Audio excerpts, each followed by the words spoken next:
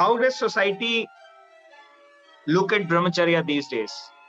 क्योंकि जब मैंने इससे वीडियोस बनाना स्टार्ट किया तो मेरे पेरेंट्स काफी घबरा गए कि ये लड़का क्या कर रहा है, ये कहीं साधु बाबा तो नहीं बन जाएगा। तो मेरे डैड काफी चिंतित हुए इससे रिलेटेड। तो मुझे अंदर से ये फील हुआ कि मैं अच्छी चीज खुद रियलाइज करके लोगों को सिखा रहा हूँ कि भाई ये करो, it's good for you, not just in this life, even आगे के लिए भी आपके लिए बेनिफिशियल है और ये हर तरीके से अच्छा है, अच्छी शिक्षा है। मेरे डैड चाहते थे कि भाई तू शादी कर ले, बहुत हो गया, तेरी उम्र हो गई है, अब तेरी शादी कर देता हूँ, अगर इससे मैंने लेट किया तो गाड़ी हाथ से निकल जाएगी और क्या पता तो उस टाइम पे तू ही खुद साधु ना बन जाए कुछ। तो मेरा उनको एक ही होता था कि देखो पापा, मैं विष्णु बनने के रास्ते पे चल रहा हूँ, तो घर में लक्ष्मी जरूर लेके आऊंगा, टेंशन मत लो, ठीक है। इवेंचुअली ये सब ऊपर वाला ही करवा रहा था, जो कुछ भी था, शादी करवाई। और जो हम बोलते हैं you attract what you are, जैसे आप खुद होते हो वैसे ही लोग आपकी लाइफ में आते हैं। तो ऐसा ही हुआ और भगवान की दया से सब कुछ सही हुआ। बट सोसाइटी इसको इस नजर से क्यों देख रही है? वही है ना कि जो हमारे माँ बाप या हमारे जो टीचर्स हैं, एक टीचर उतना ही अच्छा हो सकता है जितना जब वो बचपन में होगा उसके टीचर्स ने जो उसको शिक्षा दी होगी। हमारे माँ बाप के साथ भी ऐसे ही है। हमारे माँ बाप जब बच्चे होंगे तो जो दादा दादी ने आपके माँ बाप को जो शिक्षा दी होगी वही वो आपको शिक्षा दे रहे हैं। वो ऐसा नहीं है कि वो सोच रहे हैं कि वो बेस्ट शिक्षा आपको दे रहे हैं। टीचर्स भी सोचते हैं बेस्ट दे रहे हैं आपको, क्योंकि उससे ऊपर उनको कुछ पता ही नहीं है। तो ऐसे ही वो एक विशेष साइकिल चली आ रही है, परदादा के टाइम से, उससे पहले के, फिर दादा दादी के टाइम से, क्योंकि वो ये एक साइकिल चली आ रही है। मैं इन पेरेंट्स को ये बोलना चाहूंगा कि जो भी ऐसे पेरेंट्स हैं कि अगर आप, सबसे पहली बात तो अगर आप ये सोचते हो कि हमें अपने बच्चों को ये बात डिस्कस नहीं करनी चाहिए अपने बच्चों से, उन्हें इस चीज के बारे में एजुकेशन नहीं देनी चाहिए एट अ यंग एज, तो आपसे ज्यादा डिससर्विस अपने बच्चों के साथ कोई नहीं कर रहा है। कुछ जो ज्यादा पढ़े लिखे हैं या जो इंटेलेक्चुअल हैं या ज्ञानवान हैं वो कहते हैं हाँ टीनेजर एक बार बनने दो, टीनेज में आने दो तब करेंगे। नहीं, बहुत लेट हो जाएगा। टीनेज में आने से पहले उन सबको ये सब बताना है। वो क्या सोचते हैं, आप पे माँ बाप क्या सोचते हैं कि अगर हम इनको ये चीजें नहीं बताएंगे तो इनको कहीं से पता नहीं चलेगा, इनको अपने दोस्तों से पता चलेगा। और हर किसी को पता चलता है 6th standard 7th standard 8th standard में। और आपसे अगर पता चलेगा तो सही चीज ज्ञान जाएगा मेमोरी कार्ड में। दोस्तों से पता चलेगा अपने सेम एज ग्रुप से तो गलत चीज आएगी मेमोरी कार्ड में। गलत चीज एक बार फीड हो गई, उसको डिलीट करके नई चीज डालना ज्यादा मुश्किल है एक बार में सही चीज को डालने के मुकाबले। सही चीज। दोस्त उस टाइम सारे एक एज के होते हैं, उस टाइम बहुत एक्सपेरिमेंटेशन का एक एज होती है, बहुत एक्साइटमेंट होता है। अरे बॉडी में एक नई डेवलपमेंट, एक नई चीज आई है, बॉडी में एक नई चीज डिस्कवर हुई है, लेट्स डिस्कवर, लेट्स एक्सपेरिमेंट। तो वहां से पतन स्टार्ट हो जाता है। फिर सही लाइन पे लाना बहुत मुश्किल है। इसलिए उनको पहले बताओ ये चीज है, ऐसे ऐसे होता है, ये करना है, ये नहीं करना। तो एटलीस्ट जब अगर उन्होंने वो चीज एक्सपेरिमेंट भी करी, एटलीस्ट उनके दिमाग में ये होगा कि सच सही ज्ञान ये है। वो उस लेवल पे उनका डाउनफॉल नहीं होगा। तो ये सारी चीजें बहुत इंपॉर्टेंट है। और ब्रह्मचर्य में फिर से बोलूंगा, ब्रह्मचर्य का मतलब ये नहीं है कि कोई शादी ना करना। ब्रह्मचर्य, इतने सारे हमारे योगी हुए हैं, तुकाराम है, कबीर हैं, रविदास हैं, मॉडर्न टाइम्स में भी आप कितने ले लो, लहरी महाशय थे, उन्होंने अपनी जॉब भी रिटायरमेंट तक पूरी करी, वाइफ भी थी। श्री युक्तेश्वर उनके जो शिष्य थे, परमहंस योगानंद के गुरु, उनकी भी शादी हो रखी थी, बच्चे थे। वो कहाँ तक पहुंचे? वो मोक्ष तक पहुंचे। तो शादी करके संतान करना कोई ऐसा नहीं है कि वो कोई ब्रह्मचारी बन गया तो वो शादी नहीं करेगा, संतान नहीं करेगा। श्री कृष्ण तो शादीशुदा होके ये सारा ज्ञान दे रहे हैं कि इस तरीके से आप गृहस्थ में रह के इन सब चीजों को बहुत प्यारे से अच्छे से फॉलो कर सकते हैं। इवन श्री राम ने भी उसी चीज का एग्जाम्पल सेट किया। जंगलों के अंदर जब वो 14 साल के लिए घूम रहे थे, वहां ये नहीं चल रहा था जो आजकल के लोगों के दिमाग में होता है, राइट। उन्होंने वहां ब्रह्मचर्य पालन किया, बहुत सारी चीजें की जो रिक्वायर्ड थी। वहां से वापस आने के बाद फिर, और एक भाई ने नहीं, चारों भाइयों ने, जो 2 भाई वहां रह गए थे अयोध्या में, उन्होंने भी ब्रह्मचर्य पालन किया। इनके बच्चे 14 साल के बाद जब ये चारों वापस आए हैं, चारों के एक साथ हुए हैं, आसपास ही हुए हैं। तो ये चीजें जब हमारे एंशिएंट टाइम में इतने इंपॉर्टेंस के साथ देखी जाती थी, और आज हम इन चीजों को नेग्लेक्ट कर रहे हैं, इवन हमारे बड़े बूढ़े इन चीजों को नेग्लेक्ट कर रहे हैं, तो I think this is the right time that we understand the importance of this. अगर इस चीज को हमने अच्छे से टैकल कर लिया और अपने यूथ को इस डायरेक्शन में आगे बढ़ा दिया, तो मुझे नहीं लगता इस देश को कोई सुपर पावर बनने से रोकेगा या जगत गुरु विश्व गुरु बनने से कोई रोकेगा। और मुझे लगता है टाइम भी आ ही चुका है, और इसी वजह से ये जो वेव चल रही है, ये वेव ब्रह्मचर्य की वेव जो है, जो वेस्टर्न वर्ल्ड से उठी है, इंडिया के अंदर नहीं है इसका आज के दिन इतना ज्यादा प्रचलन। वेस्टर्न वर्ल्ड से नो फैप के नाम से ये वेव आई है, और and everybody is talking about this कि हाँ इसके कुछ फायदे हैं, कुछ नुकसान है, कुछ लोग इसके प्रो में बोलते हैं, कुछ लोग अगेंस्ट में बोलते हैं। इवन डॉक्टर्स को देखा है मैंने, जिम ट्रेनर्स को बड़े बड़े, वो इसके अगेंस्ट ही बोलते दिखे हैं कि यार मैस्टरबेशन सही चीज है, करो, ब्रह्मचर्य बकवास है, कुछ नहीं है, राइट। तो right knowledge and guidance is necessary in these days, right?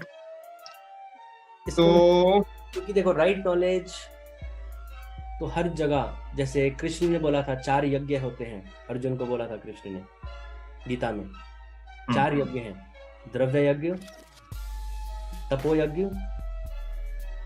योग यज्ञ और ज्ञान यज्ञ। उसमें भी सबसे ज्यादा श्रेष्ठ ज्ञान यज्ञ है। ज्ञान यज्ञ, वो जब योग की बात होती है, भक्ति योग की, राजयोग की, कर्म योग की, ज्ञान योग की, तो कृष्ण कहते हैं ज्ञान योगी बनना सबसे महत्वपूर्ण है, क्योंकि ज्ञान ही नहीं होगा तो कुछ नहीं होगा। उसके बाद ज्ञान ही है जो सबसे पहली सीढ़ी है। ज्ञान ही बताएगा क्या करना है क्या नहीं करना कर्मयोगी को। उन्होंने कहा था कर्मयोगी के पास 2 ही विकल्प होते हैं, मतलब हर आप कर्म से भाग नहीं सकते। आपको भूख लगी है, खाना खाओगे या नहीं खाओगे। आपके घर के बाहर कोई भूखा आया, खाना दोगे या नहीं दोगे। अर्जुन को बोला अभी महाभारत का युद्ध होना है, लड़ोगे या नहीं लड़ोगे। 2 ही विकल्प है हमेशा तुम्हारे हाथ में। अब कौन सा विकल्प किस परिस्थिति में सही और गलत है, वे ज्ञान बताएगा। तो आप कर्मयोगी बन ही नहीं सकते जब तक आप ज्ञान योगी नहीं होंगे। और ज्ञान का मतलब एक आम साधारण ज्ञान नहीं, कच्चा पक्का ज्ञान नहीं, परफेक्ट ज्ञान। ज्ञान योगी कोई वो नहीं बोल सकता जिसको 99.99% नॉलेज है, नहीं, रूम ऑफ एरर है ही नहीं, 0 रूम ऑफ एरर। तो वो जो ज्ञान अल्टीमेट ज्ञान है, the right knowledge, the highest knowledge, वो पानी चाहिए। और वो जिसके पास है उसका रास्ता कोई नहीं रोक सकता। राइट। तो सर मैं आपसे एक चीज ये भी पूछना चाहूंगा, इसका जैसे कि आपने बताया स्पिरिचुअल अवेकनिंग से इसका डायरेक्ट लिंक है। फाउंडेशन ब्रह्मचर्य है, जो फाउंडेशन जिसकी स्ट्रांग होगी, eventually he will go higher in the spirituality, right. वो स्पिरिचुअल अवेकनिंग हो जाएगी और वो हायर रेल्म्स को एक्सेस करता रहेगा। तो कौन सी ऐसी शक्तियां हैं जो इस मास अवेकनिंग को अलग अलग तरीके से रोकने की कोशिश कर रही है, इस फिजिकल वर्ल्ड में भी और नॉन फिजिकल वर्ल्ड में? देखो युग जैसे हम बोलते हैं 4 युग हैं, सतयुग, त्रेता, द्वापर, कलयुग। अभी एपॉक्स ऑफ टाइम है। एपॉक्स में हमारा पूरे यूनिवर्स में, हमारी जैसे धरती या पूरा सोलर सिस्टम या पूरा हमारा गैलेक्सी मान लो या पूरा स्टार सिस्टम मान लो, वो फ्लोट करता रहता है पूरे यूनिवर्स में। हमारी धरती को ही ले लो, एक बॉल की तरह है। अब कोई प्लीज, मैं पहले भी बोल चुका हूँ, कोई ऐसे कमेंट मत करना, कुतर्क मत देना नीचे की फ्लैट अर्थ या वो सब आई विल नॉट, मतलब जो मुझे ऐसा होता है मैं उनको फिर सही तरीके से जवाब देता हूँ। इग्नोर कोई बात नहीं, आगे। तो हमारी अर्थ भी क्या है, एक फ्लोटिंग बॉल है, एक वैक्यूम में, वैक्यूम के स्पेस में, ईथर में। कुछ हमारे ब्रह्मांड में कुछ जगहें ऐसी हैं जो बहुत ज्यादा एनर्जेटिक हैं, कुछ हैं जो कम एनर्जेटिक हैं। तो वो युग परिवर्तन होता है, कभी पतन होता है नीचे की तरफ, डिवोल्यूशन होता है, कभी इवोल्यूशन होता है। तो अभी हम डिवॉल्विंग साइकिल के बाद अभी हम इवॉल्विंग साइकिल में हैं। मतलब अभी डिवॉल्विंग साइकिल का क्लाइमैक्स है, इसके बाद अब होता क्या है, कलयुग में चारों युगों में सबसे ज्यादा तमोगुण कलयुग में होता है। तमोगुण और रजोगुण की मात्रा बहुत ज्यादा होती है, सतोगुण बहुत कम होता है। और जब इस कलयुग को भी आप एक मूवी मान लो, अब एक मूवी के जब क्लाइमैक्स में जो अभी है, लोग माने या ना माने, जो अभी है, तो स्टार्टिंग में मूवी में क्या होता है, क्लाइमैक्स तक एक प्लॉट बनता है, एक बैकग्राउंड स्टोरी लाइन बनती है, फिर सब तोड़ फोड़ डैमेज सब कुछ, हीरो और विलन का सब कुछ, पॉजिटिव कैरेक्टर नेगेटिव कैरेक्टर का जो पूरा फाइनल क्लाइमैक्स जो लड़ाई होनी होती है वो तब होता है। अभी हम उस दौर में जी रहे हैं। लोगों का, हम एलिट्स की बात करते हैं या इन नेगेटिव वंस की बात करते हैं, तो लोगों रिसर्च करते हैं, और लोग तो अभी रिसर्च करना स्टार्ट किया है कोरोना लॉकडाउन के बाद, कुछ करने को था नहीं लोगों के पास। पर ये चीजें बहुत पुरानी है, बहुत ही पुरानी है। हालांकि अमेरिकन एम्पायर ही नहीं, उससे पहले ब्रिटिश एम्पायर, उससे पहले Roman empire, Egyptian empire, Ottoman empire, आप ग्रीक एम्पायर आप चले जाओ तो उनके फुटप्रिंट्स वहां से भी सब मिलते हैं कि कलयुग तो था ही। राइट। अब जब लोग बोलते हैं हाँ रॉकेफेलर, रॉथशाइल्ड, वैटिकन, रॉयल फैमिलीज, ये 4-5 वॉरबर्ग फैमिली, ये सब है नाम, इनके ऊपर भी कोई है, इनके ऊपर सूक्ष्म जगत में भी कुछ तामसिक शक्तियां हैं जो इनको भी कंट्रोल करती हैं, जो इनको भी ऑर्डर्स देती हैं कि ये सब ऐसे ऐसे ऐसे करना है। वो किसी को नहीं पता, वो योगियों को पता है, पर योगी फील्ड उतना बोलते नहीं, क्योंकि वो बोलना जरूरी भी नहीं है। अगर आपको एक बार आत्मज्ञान हो जाए, आपको पता है ये laws of universe, laws of cosmos के अकॉर्डिंग चल रहा है और वो चलता रहेगा, लीला है, गेम है। तो ऐसी शक्तियां हैं, और ये इनका कोशिश हमेशा ये रहती है कि जो हम लोग हैं, हम जो जीवात्मा है, हम अपने वास्तविक स्वरूप को ना पहचान पाए, हम ये ना पहचान पाए हमें आत्मा है, हमें चेतन तत्व है, उसके ऊपर एक जड़ नहीं है, हम जड़ शरीर नहीं है। ये चाहते हैं हम इसी मैट्रिक्स को 9 to 5 जॉब, महीने का आखिरी महीने का एंड हुआ, तनख्वाह आ गई, सैलरी आ गई, बड़े खुश हुए, सारी उड़ा दी, फिर अगले मंथ एंड का वेट करने लग गए। पहले माँ बाप पैदा हुए, माँ बाप ने सर्कस जारी करके रखा, फिर पेरेंट्स और टीचर्स और यूनिवर्सिटी में गए, वहाँ पर सर्कस रहा, फिर फर्स्ट जॉब, सेकंड जॉब, वहाँ पे बॉस ने सर्कस में डाल के रखा, फिर शादी कर दी, वहाँ बीवी और पूरी फैमिली के सर्कस में लग गए, फिर धीरे धीरे हेल्थ डिटोरिएट होने लग गई, फिर मर गए, फिर वही साइकिल। तो ये सोचते हैं कि बस हम इसी मैट्रिक्स में रहे कि यही सच है, इसके अलावा कुछ है ही नहीं रियलिटी में, this is the only thing that is existing. तो ये कैसे हमें ऐसे बांध के रख सकते हैं कि हमारी कॉन्शियसनेस ना बढ़े, हमारी चेतना ना बढ़े। और हमारी चेतना कब बढ़ेगी? जब हमारी चक्र खुलेंगे, हमारी कुंडलिनी जागृत होगी, हमारे डीएनए स्ट्रैंड्स एक्टिव होंगे। तो उसके लिए क्या करेंगे? अगर आप इनकी जगह होते तो आप क्या करते? तो कॉन्शियसनेस जो सबसे नीचे के लेवल पे है, मूलाधार चक्र में, रूट चक्र में, वही रहे चेतना, उससे ऊपर ना बढ़ पाए। उससे ऊपर बड़ी तो लोग फ्री हो जाएंगे, आजाद हो जाएंगे, उनको पता चल जाएगा मैं क्या हूँ, मैं ये शरीर हूँ ही नहीं। और इन लोगों की जो पावर, आपको कंट्रोल करके जिनको पावर मिलती है, उनकी पावर खत्म, उनका गेम खत्म। तो ये आपको मूलाधार चक्र में बांध के रखना चाहते हैं। अब मूलाधार चक्र में अगर किसी को बांध के रखना है तो क्या करेंगे? हर जगह पॉर्न फैला दो, फ्री में पॉर्न, कोई भी देखे, देखा, इंद्रियां उत्तेजित हुई, निकाल दिया, उस क्षण भंगुरानंद के लिए। टेक्स्ट बुक्स में ये सारा ज्ञान डालो ही मत। एजुकेशन के साथ छेड़छाड़, ये कोई पूछ ही ना पाए मैं हूं कौन, मैं कहां से आया, इसलिए एक फेक थ्योरी बना दो, survival of the fittest, Charles Darwin की survival of the fittest theory. ये बोल दो हम सब बंदर से आए हैं, ये बंदर से आए होंगे, मैं तो बंदर से नहीं आया। मैं शरीर में भी देयर आर चांसेस, शरीर में भी बंदर से आया हो, बट मैं शरीर हूं ही नहीं। शरीर तो एक्सप्रेशन करने का एक वो है, शरीर भी बंदर से नहीं आया। इसके पीछे हैं अलग अलग थ्योरीज की बाहर के बीइंग्स ने आके बॉडी क्रिएट किया। भूल जाओ पुराना, right now we have this body and mind to express. हाँ, वो जो कहते हैं जो बाहर के लोगों ने आके वो किया, वो एक सेपरेट टॉपिक है, पर उसमें भी अज्ञानता बहुत छुपी हुई है। क्योंकि मैं फिर से बोलूंगा, जिसको आत्मज्ञान नहीं है, जो इंटेलेक्चुअल ब्रेन से ही सब कुछ सोचने की या डॉट को कनेक्ट करने की कोशिश करता है, उसका कुछ गलती होना ही है, इट्स फॉर श्योर।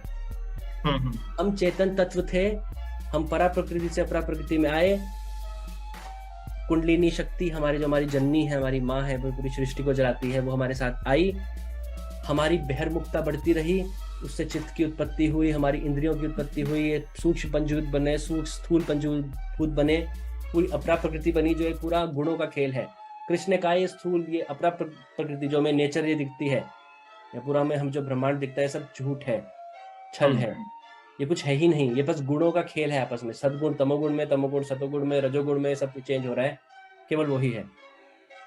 तो हम जब हमारी बहिर्मुखता बढ़ती रही तो आत्मा के ऊपर पहला स्टेज जब अज्ञानता बढ़ी, भगवान ने कहा अपरा प्रकृति में जाओ और भोग करो।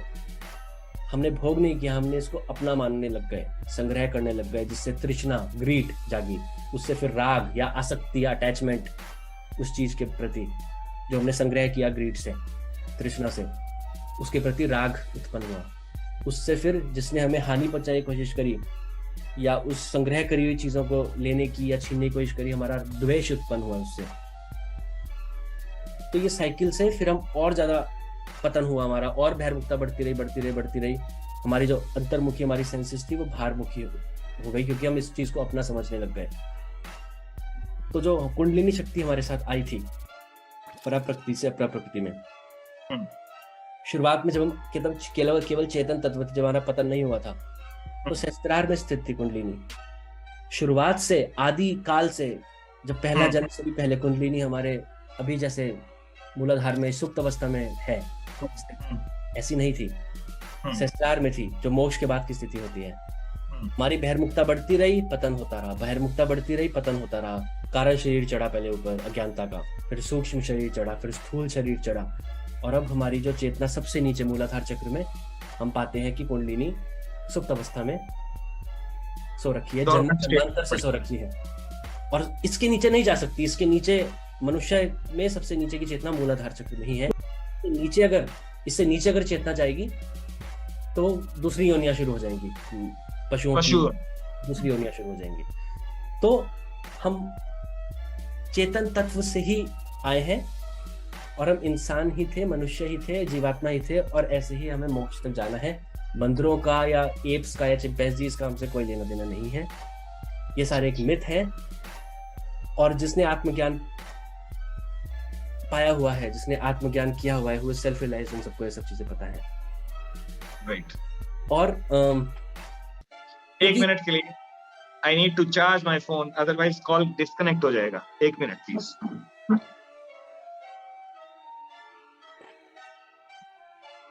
How this brahmacharya thing will eventually help us in reaching the goal of a better world? क्या इस एंड गेम में जो अभी ये क्लाइमेक्स आ गया है, क्या इसके बाद अच्छा सवेरा दिखेगा, और उसके अंदर इसका कितना रोल होगा, इस ज्ञान का जन जन तक पहुंचने का कितना रोल होगा, जिससे कि सारी की सारी, क्योंकि मुझे ऐसा लगता है, कार्ल जंग ने बोला, the one who look outside dreams, the one who look inside awakens, right? तो ब्रह्मचर्या, ब्रह्म सुप्रीम चर्या on the path of supreme, कहीं ऐसा तो नहीं होगा कि हमारे अंदर ही वो शक्तियां जागृत हो जाए और हम वो बन जाएं जो इस महाविनाश को होने से बचा सकें। तो सबसे पहली बात तो जो क्लाइमैक्स जो मैंने भी आपको बताया, जो गुड वर्सेस इवल का जो भी वॉर चल रहा है, सबसे पहली बात है, this is not the war of our bodies, ये भौतिक दुनिया का वॉर नहीं है, this is the war for our souls, एक स्पिरिचुअल वॉर है। तो जितना जल्दी लोग समझें कि ये किस तरीके का वॉर है, क्या होता है बॉर्डर में जब किसी देश के किसी और से लड़ाई होती है, सबसे पहले देखते हैं कौन सा देश है जिससे हमारी लड़ाई हो रही है, क्या उसकी कैपेबिलिटीज हैं, कैसे उसकी आर्मी की स्ट्रेंथ है, किस तरीके से उनका वॉरफेयर स्टाइल है। फिर इस साइड की आर्मी भी अपनी स्ट्रेटेजी बनाती है कि ऐसे ऐसे लड़ना है। कल को इंडिया की पाकिस्तान से लड़ाई हो जाए, या इंडिया की यूएस से लड़ाई हो जाए, या इंडिया की चाइना से लड़ाई हो जाए, हर उसमें स्ट्रेटजी बिल्कुल अलग होगी, क्योंकि एनिमी बिल्कुल अलग है। तो यहाँ जितना जल्दी हम समझेंगे कि एनिमी कौन है, किस तरीके की लड़ाई हो रही है, उतना जल्दी हम अपने आप को तैयार कर सकते हैं और लड़ सकते हैं। और हर कोई क्या बोलता है जिसके, अब मुझे बोलना भी नहीं चाहिए क्योंकि लोग की ईगो हर्ट हो जाती है लोगों के धार्मिक, क्योंकि कोई सही सच सुनना नहीं चाहता। हर कोई वो कितने सारे चैनल्स हैं अनलिमिटेड, वही सुबह से रात तक कल की अवतार आएंगे, कल की अवतार मुझे अपनी टीम में ले लेंगे, कल की अवतार ये, कल की अवतार वो। नहीं, अगर आपको उनकी मदद करनी है, जो भी कल की अवतार या जिस तरीके से आएंगे वो एक सेपरेट टॉपिक है, इस रूप में आएंगे वो, सेकंड कमिंग ऑफ क्राइस्ट या मैत्रेय या इमाम महदी या कल की जैसे आएंगे, वो अलग बात है। अगर आप उनकी हेल्प करना चाहते हैं तो उस तरीके से हेल्प करिए कि जिस तरीके से लड़ाई हो रही है, स्पिरिचुअल वॉर है, चेतना अपनी बढ़ाइए, अपनी कॉन्शियसनेस बढ़ाइए, जिससे सामूहिक कलेक्टिव चेतना बढ़ेगी। जैसी कलेक्टिव चेतना बढ़ेगी तो आप अपनी साइड की, अपने बॉस की आर्मी में आप उनकी मदद कर सकते हैं। केवल छनछने बजाने से और मंदिर में घंटे बजाने से कुछ नहीं होगा। It's a wastage of time. भगवान को भी इससे नहीं पड़ता और तुम भी अपना टाइम वेस्ट कर रहे हो अगर ये सब मत करो। और अपनी कॉन्शियसनेस बढ़ाने का, अपनी चेतना बढ़ाने का सबसे बड़ा जो मीन्स है वो वही है कि अंतर्मुखी ही होना पड़ेगा। एक्सटर्नल सेंसेस को एक्सटर्नल वर्ल्ड से काटना ही पड़ेगा। ये जो बहिर्मुखी हुई है जिससे हमारा पतन हुआ है, इसको काट के अंतर्मुखी होके जो हमारा पतन हुआ है उसी का उल्टे रास्ता से हमें उधर गति करनी है। और उसका फर्स्ट स्टेप वही है कि अंतर्मुखी होना है। तभी हम अपने सूक्ष्म शरीर पे, फिर कारण शरीर में, फिर अपनी आत्मा तक, अपने वास्तविक स्वरूप तक पहुंच पाएंगे। राइट। और ये भी नहीं कि अपने पूरा मोक्ष तक ही पहुंचना है। आप जितना भी प्रोग्रेस करेंगे वो कलेक्टिव कॉन्शियसनेस बढ़ेगी उतनी, और यू आर कंट्रीब्यूटिंग। तो कंट्रीब्यूशन केवल उसी वे में हो सकता है। इसलिए रमन महर्षि ने क्या बोला था, योर ओन सेल्फ, मतलब मुझे एग्जैक्ट वर्ड्स याद नहीं है, your own self realization is the biggest service you can render to this world. Right. दूसरा कुछ नहीं, मैंने ये कर दिया, मैंने वो कर दिया, मैंने ये कर दिया, नहीं। पहले अपने ऊपर परोपकार कर लो, फिर लायक होगे दूसरे के ऊपर परोपकार करने के लिए। जैसे कि माचिस की तिल्ली के अंदर बहुत सारी तिल्लियां हैं, उसमें से एक तिल्ली ऊपर होकर जल जाएगी ना, तो वो कलेक्टिवली वो सबको जला सकती है, सबको इग्नाइट कर सकती है। तो सिमिलरली जैसे आपने बोला, ये मैंने खुद देखा है, हजारों चैनल हैं ऐसे जो कल की अवतार के नाम पे व्यूज कमाना चाहते हैं, नाम कमाना चाहते हैं। राइट। जबकि थिंकिंग ये होनी चाहिए, मेरे चैनल का नाम कल की 19 गेम ऑफ लाइफ है, मैं रैप करता हूं, मैंने अपना नाम कल की 19 रखा है, कभी नहीं बताया कि क्यों रखा है। जो उसने करना है, अगर उसके गुणों, वो पहले भी था ना, उनको श्री कृष्ण बोलते थे, श्री राम बोलते थे, उनके गुणों को अपने अंदर ग्रहण करके उनको जो काम करना था, आप अपने लेवल पे वो काम धीरे धीरे करने लगो, तो इवेंचुअली आप उन्हीं का तो काम कर रहे हो। आपको किसकी टीम में जाना है, किसका क्या करना है, अपने आप सब कुछ हो जाएगा भाई। Do your own Karma in the right way, that's what is required out of everybody. कल की आर्मी, के आर्मी, पता नहीं क्या क्या चल रहा है सर, और उसके अंदर फालतू बातें सारी की सारी। कोई भी अगर कोई यूथ की बात कर रहा है ना, और वो ब्रह्मचर्य की बात नहीं कर रहा है, तो क्या ही विश्वास करोगे आप, क्या ही उसकी चेतना का स्तर देखोगे कि किस लेवल पे ये बात कर रहा है, किस लेवल की ये गेम चल रहा है इसके दिमाग में। तो जितना मेरे से बन पाएगा उतना मैं कर रहा हूं, जितना आपसे बन पाएगा, जितना एक इंडिविजुअल अपनी एक रिस्पॉन्सिबिलिटी लेके कि भाई हम करेंगे, हम रोकेंगे इस अन्याय को, हम इसको सही डायरेक्शन में लेके जाएंगे, तो क्यों नहीं हो सकता। बिल्कुल रास्ता निकल सकता है, बिल्कुल चीजें अच्छी डायरेक्शन में जा सकती हैं। और ये कल की अवतार, अब कोई कुछ भी वीडियोस बनाए, कुछ भी करे, वो खैर हर किसी का अपना वो है, मैं कोई वो करना नहीं चाहूंगा। मैं बस ये बोलना चाहूंगा कि जैसे लोग कहते हैं कि हम परोपकार कर रहे हैं, हमें ये करना है, हम दान कर रहे हैं, ये करना है। मान लिया आपको दान भी करना है, आपको परोपकार करना है, आपको गरीबों की मदद करनी है, अगर मेरे पास 50 रुपए है, उसमें से मैं 10 रुपए या 20 रुपए दान दे दूं, मेरे पास क्या बचा? यही अगर मेरे पास 1 लाख रुपए है, मैं 20 रुपए नहीं, उसके बाद मैं 1000 भी दे सकता हूँ, 10,000 भी दे सकता हूँ। राइट। ऐसे ही, और बहुत, अगर आपने परोपकार करके ऐसे किसी की मदद कर भी दी, वो 1 बार कर दी, 2 बार कर दी, कितनी बार करोगे? तो ये बहुत, ऐसे परोपकार करके बहुत अच्छा कर्म है ये भी, परोपकार वाला, पर ये आपने भौतिक, उसके दूसरे इंसान के भौतिक शरीर को मदद पहुंचाई।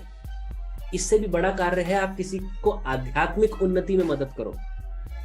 बिल्कुल। आध्यात्मिक उन्नति की मदद तभी हो सकती है, जैसे मैंने अभी पैसे का उदाहरण दिया, जब तक आपके पास उतना योग बल हो। जब आपके पास ही वो योग बल इकट्ठा हुआ नहीं है, आप किसकी क्या आध्यात्मिक उन्नति में हेल्प करोगे? और भौतिक उन्नति से ज्यादा महान आध्यात्मिक उन्नति में किसी की मदद करो। तो इसलिए पहले खुद सेल्फ रियलाइज्ड हो, वो योग बल इकट्ठा करो। जैसे मैंने बताया 1 लाख रुपए जैसे किसी के पास है, आप वैसे उस योग बल में आप करोड़पति बनो। फिर आप कितने लोगों की मदद कर सकते हो आपको पता भी नहीं है। तो पहले अपने ऊपर काम करो। The work starts from you. और जैसा हर कोई बोलता है, बाहर कुछ नहीं रखा है, everything is with in you. जितना जल्दी अपने अंदर घुसोगे और उस खजाने को पाओगे, उतना बेटर है आपके लिए भी और एक कलेक्टिव सामूहिक समाज के लिए भी। और एक चीज मैं फाइनली बताऊंगा, मैं हमेशा 2 टूक शब्दों में बोलता हूं कि टाइम अभी कम है। हर कोई नहीं, एक सच भी होता है। देखो, एक होता है नेगेटिव इंसान। अभी बाहर बादल वाला मौसम है, नेगेटिव इंसान बोलेगा बारिश होने वाली है, बारिश हुई नहीं है। और एक पॉजिटिव इंसान to the extent of stupidity, क्योंकि पॉजिटिविटी को लोग बहुत गलत लेते हैं। पॉजिटिविटी का ये मतलब नहीं है अभी बादल हो रहे हैं, पॉजिटिव इंसान क्या बोलेगा, अरे अभी धूप निकल जाएगी 5 मिनट में। कोई उसका बेसिस नहीं है।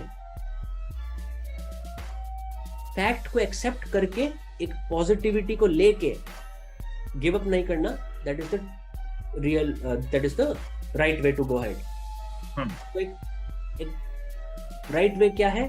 बाहर बारिश नहीं हो रही है, बाहर क्लाउडी है, बारिश भी हो सकती है, सनी भी हो सकता है।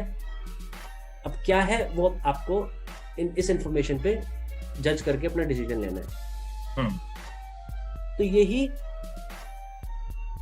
मैं बहुत 2 टूक शब्दों में कहता हूं, टाइम बहुत कम है।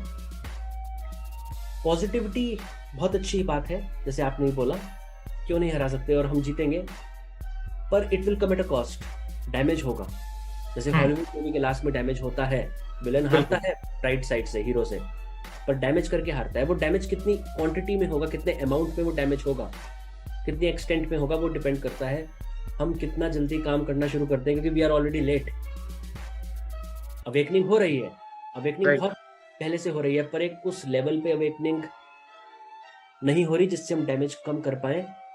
और इस अगर लेवल पे चलती रही चीजें, तो बहुत सारी सोल्स ऐसी हैं, majority of the souls, like majority, more than half of the population of the planet जाने वाली है। They will not be able to make it, क्योंकि वो शिफ्ट इतना एब्रप्ट है, वो मेक नहीं कर पाएंगे, वो मेकअप नहीं कर पाएंगे। केवल फ्रीक्वेंसी लेवल पे ही वो मेकअप नहीं कर पाएंगे। वो अभी जब बैंक्स कोलैप्स होंगे, इकोनॉमी कोलैप्स होंगी, उनका जब गाड़ियां, बैंक अकाउंट जब उनके हाथ से जाएंगे, तो आधे लोग तो वैसे ही मर जाएंगे, हाय मेरा पैसा, मेरा ये, मेरा वो। तो अभी क्या है, अपने आप को डीक्लच करने की जरूरत है, अपने वास्तविक स्वरूप को पहचानने की जरूरत है कि हमें आत्मा है, हम कुछ लेके नहीं आए थे, कुछ लेके नहीं जाएंगे, नंगे पैदा हुए थे, नंगे जाएंगे। और कफन में कोई पॉकेट भी नहीं होती, कोई जेब नहीं होती। तो ये जितना जल्दी हम पहचान लेंगे अपने वास्तविक स्वरूप को कि हम चेतन तत्व हैं, उतना जल्दी हम अपने आप पे काम करना शुरुआत कर सकते हैं, उतना जल्दी हम खुद का भी उद्धार कर सकते हैं और समाज का भी उद्धार कर सकते हैं। और मृत्यु उतनी कम होगी लोगों की, जितना सामूहिक चेतना बढ़ेगी। राइट। तो जैसे बोला जाता था कि पहले हमारे देश में कुछ 33 करोड़ देवी देवता थे, ऐसा कुछ है ना। तो अभी अगर हम माने कि मान लो 750 करोड़ लोग इस धरती पे हैं आज के दिन, ठीक, तो आगे के टाइम के अंदर फ्रीक्वेंसी के हिसाब से जो उस शिफ्ट के लिए रिक्वायर्ड है, उस न्यू अर्थ के लिए जिस फ्रीक्वेंसी की रिक्वायरमेंट है, सिर्फ वही बचेंगे, और जो उस फ्रीक्वेंसी तक अपनी कॉन्शियसनेस को रेज नहीं कर पाए उनका रीमैच होगा इस गेम के बाद, मतलब नए गेम के अंदर उनको डाला जाएगा। Is it? देखो ये लोगों ने ना, फिर जिन लोगों को ज्ञान नहीं होता, ये कोई वेस्टर्न, एक लेडी है, मैं बहुत पहले उनको 2004-5 में मैंने 2-3 बार सुना है, सी से नाम है उनका, नो आइडिया। वो चैनलिंग भी करती हैं, और न्यू अर्थ, ओल्ड अर्थ, स्प्लिट होगा अर्थ के बीच में, ये सब नाम स्लिप हो रहा है मेरे से। तो ये वही जिनको ज्ञान नहीं है वो ये सारी ना टर्मिनोलॉजीज लेके आते हैं। कोई कुछ कहता है चक्रा ट्यूनिंग, चक्रा को ट्यून करो, कोई कहता है कुछ और, कोई कहता है अर्थ 2 में स्प्लिट हो जाएगी, एक ओल्ड अर्थ एक न्यू अर्थ, एमीबा की तरह। ऐसा नहीं है। जब आप मोक्ष तक जाओगे तो आप एक ओल्ड आशीष को छोड़ के जाओगे क्या यहाँ पे, पुरानी फ्रीक्वेंसी वाले आशीष को? नहीं। ऐसी हमारी अर्थ है, अर्थ भी एक लिविंग बीइंग है। जो सोल्स इस आने वाले टाइम में भी जाने वाली हैं, जो इस कट ऑफ, इस क्वालिफिकेशन मार्क को, आईआईटी एग्जाम की तरह जैसे क्वालिफिकेशन मार्क को क्लियर नहीं कर पाएंगे, वो फिर से उनका यही किसी और 3D प्लेनेट पे यही साइकिल उनकी चलती रहेगी, पर वो अर्थ पे पैदा नहीं होंगे। अभी जैसे वो अर्थ पे पैदा होके फिर से वो चलता रहता था, वो किसी और 3D डिमेंशनल प्लेनेट पे, क्योंकि अर्थ की फ्रीक्वेंसी भी बढ़ने वाली है। राइट। और इसीलिए अब आगे वाले टाइम में पॉपुलेशन कम होती चली जाएगी। एलीट सोचेगा कि हम अपना प्लान एग्जीक्यूट कर रहे हैं पॉपुलेशन कम करने का, पर जो एलीट की जो स्क्रिप्ट है वो भगवान की बड़े वाली डायरेक्टर की स्क्रिप्ट में एक छोटी सी स्क्रिप्ट, वो सब स्क्रिप्ट है। राइट। तो भगवान जब किसी की मौत होती है, मृत्यु होती है, भगवान अपने ऊपर नहीं लेता। कोई कहता है अरे हार्ट फेल हो गया, कोई कहता है अरे कल ऐसा हुआ था इसलिए हो गया, कोई ना कोई कारण बनता है। बिल्कुल बिल्कुल। और कोई कह रहा है एलिट्स की वजह से हो रहा है, पर वो कॉस्मिक प्लान है। जब सब स्क्रिप्ट का काम खत्म होगा तब इनका भी पत्ता साफ है। बिल्कुल बिल्कुल बिल्कुल बिल्कुल। तो एवरीथिंग इज इन कंट्रोल, पर इनकी सबस्क्रिप्ट जब तक चलेगी, कितना डैमेज होगा वो भी उसमें छेड़छाड़ नहीं करेगा, क्योंकि वो का विधान है। तो हम लोग डिजर्व करते हैं अपनी सामूहिक चेतना के हिसाब से, और इंडिविजुअल लेवल पे वो हर कोई करेगा। तो ये बहुत इंपॉर्टेंट है समझना। तो इज इट कर्मा बेस्ड, कि कर्म के जिसके जैसे कर्म होंगे उसको उसी के हिसाब से उसका रिजल्ट मिल जाएगा? Everything is Karma based, right. क्योंकि हमें फ्रीक्वेंसी और ये मॉडर्न टर्मिनोलॉजी में बात करते हैं, बट एवरीथिंग इज वही चित्त, संस्कार, कर्म, सतोगुण, तमोगुण, रजोगुण, सब उसी का खेल है। बिल्कुल बिल्कुल बिल्कुल। ये वही है सर, जैसे बिजनेस के अंदर चीज बेचनी है तो एमबीए के अंदर ऐसे ऐसे टर्मिनोलॉजी बता दी जाती है जिससे वो फैंसी वर्ड्स मिल जाते हैं, जिससे कि वो थोड़ा सा हाई फाई लगने लगता है, राइट। ऐसे ये टर्म्स हैं कुछ इस चीज को एक्सप्लेन करने के लिए। बट मेरी एक पर्सनल राय है इसके रिगार्डिंग, मैं आपकी भी जानना चाहूंगा। मुझे ऐसा लगता है 2012 से 2032 के बीच का जो टाइम है वो स्पिरिचुअल अवेकनिंग के लिए सबसे बेस्ट टाइम है। ऐसा कुछ है सर? मैंने कुछ टाइम पहले एक वीडियो भी बनाया था। अभी जो बड़े बड़े योगीज, बड़े बड़े ऋषि मुनि, जिनको मोक्ष प्राप्त तो नहीं हुआ, पर वो बहुत उन्नति उन्होंने करी अपने शरीर छोड़ने से पहले, जो महल लोग, जन लोग, तप लोग इधर उधर है, क्योंकि वहां पे जाके दूसरे लोगों में जाके, ऊपर के लोगों में तप लोग और जन लोग इधर उधर जाके आप जो आपने अच्छे कर्म किए थे उसका सुख आप भोगते हैं, राइट। और बहुत लंबे टाइम तक भोगते हैं, क्योंकि वहां का टाइम यहाँ के टाइम से, क्योंकि टाइम तो एक इल्यूजन है, आप हटा दो तो टाइम खत्म। तो बहुत लंबे टाइम तक धरती के हिसाब से वो भोगते हैं।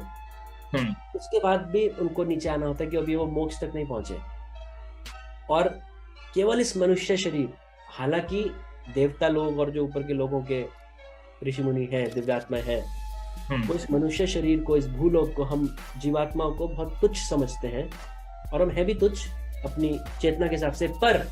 पर ये वो भी मानते हैं कि जब उनको भी मोक्ष चाहिए होगा तो मनुष्य शरीर उसको भी इसी में आना पड़ेगा।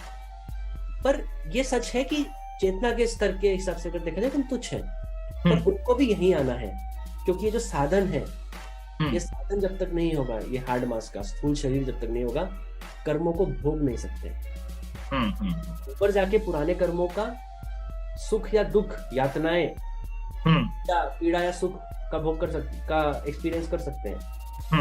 पर जो पुराने कर्म जब जलाने का टाइम आएगा तो इसी शरीर में आना। तो बहुत सारे योगी ऋषि कलयुग के अंत में आने के लिए तड़पते हैं, क्योंकि कलयुग के अंत में पाप सबसे ज्यादा होता है। जितना पाप होगा उतना लोग उनकी घृणा करेंगे, उतना उनको धुतकारेंगे, उतना उनका अपमान करेंगे, उतने उनके अहंकार को चोट पहुंचाएंगे लोग, उतने उनके कर्म जल्दी जलेंगे। तो कलयुग का फायदा भी है बहुत ज्यादा। कलयुग में पाप सबसे पुराने बुरे कर्म सबसे जल्दी जलते हैं दूसरे लोगों के द्वारा। अगर आप रिएक्शन ना दो, किसने आपके अहंकार को ठेस पहुंचाई, आपने रिएक्शन दे दिया, उसको थप्पड़ मार दिया, वो फिर से आपका कर्म बंद बन गया, वो तो आपने साइकिल चला दी, तो रिएक्शन। लेकिन ऋषि मुनि भी इस टाइम पे आने के लिए तड़पते हैं। आप जो बोल रहे हो कि बहुत से महापुरुष इस टाइम पे आने की चेष्टा रखते हैं, करेक्ट, तो मेरे ख्याल से इससे ऊपर के जो डिवाइन बीइंग्स हैं वो भी तो, इसलिए जब ऐसे दिव्यात्माएं इस टाइम पे जब पैदा होती हैं, तो वो दिव्यात्माएं हैं, वो जब पैदा होती हैं वो सामूहिक चेतना भी बढ़ाती हैं, कलेक्टिव कॉन्शियसनेस को बढ़ाती हैं। और इसलिए अब आने वाले टाइम में, अब जैसे मैंने डी पॉपुलेशन कम होती चली जाएगी, अभी जो मैंने बताया, तो लोग सोच रहे हैं एलिट्स कर रहे हैं, पर ये डिवाइन प्लान जो बड़े डायरेक्टर की स्क्रिप्ट में भी वही चीज है, तो एलिट की स्क्रिप्ट यूज कर रही है अपने स्क्रिप्ट में।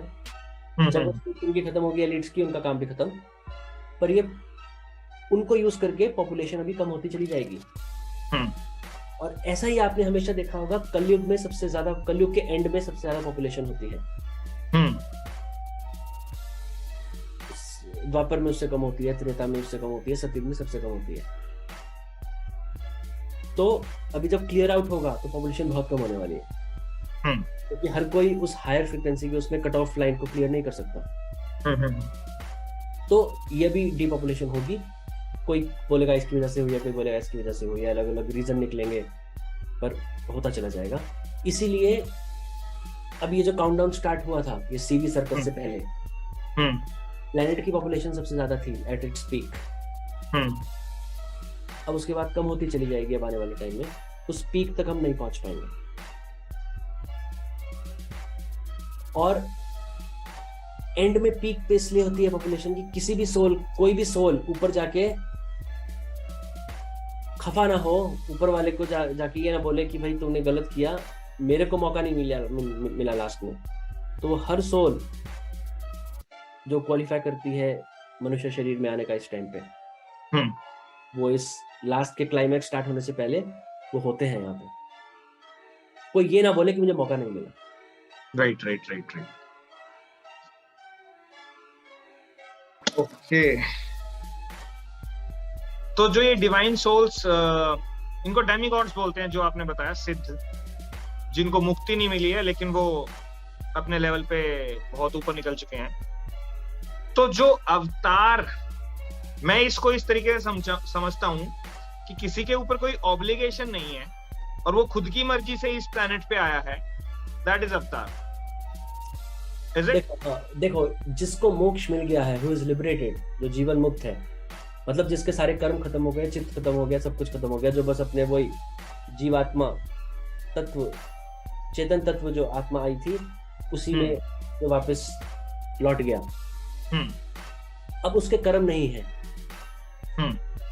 आम इंसान की जब मृत्यु होती है तो उसको मजबूरन आना पड़ता है, कर्म बचे हुए हैं, आना ही पड़ेगा, कोई चॉइस नहीं है।